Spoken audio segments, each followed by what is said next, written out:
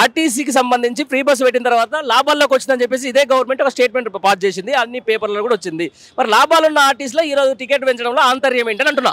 ఆంతర్యం ఏంది, ఏం లేదు, మొత్తం ఆగమైపోయింది. మీరు ఫ్రీ బస్ పెట్టిన తర్వాత సర్వీసులు తగ్గించారు వాళ్ళు. మెయిన్గా సర్వీసులు మొత్తానికి మొత్తము ఎన్ని సర్వీసులు దానికి సగానికి సగం తగ్గించేసిళ్ళు. పేదోడు అసలు ఇప్పుడు ఇదివరకు ఇంతమంది నిలబడేదన్నా మీరు చూడన్నట్టు ఇంతమంది వెయిట్ చేసేదా గత ప్రభుత్వంలో ఎక్కడ కూడా వెయిట్ చేయకపోయేది, వచ్చిన బస్సులలో వెళ్ళిపోయే వాళ్ళు. కానీ ఈరోజు సర్వీసులు తగ్గించి ఇవాళ జనాలను బాగా అట్టేట ముంచే ప్రయత్నం చేస్తూ ఉన్నారు.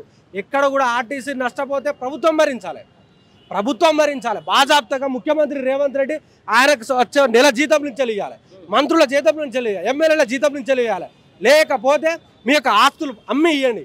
కానీ ఇవాళ పేదోని మీద మీరు భారం వేసి ఇవాళ పేదోడు ఇక్కడ హైదరాబాద్ నుంచి కానీ మా ఊరు నుంచి హైదరాబాద్కి రావాలంటే 250 రూపాయలు పెట్టుకొని రావాలా, 250 రూపాయలు వచ్చి పోవుడు 500 రూపాయలు. అతనికి అసలు ఎట్లా బతకాలి, ఏం చేయాలి? నువ్వు ఇస్తానని చెప్పిన రైతు బంధు లేదు, రైతు బీమా లేదు, పెన్షన్ పెంచుతాను దాని గురించి లేదు.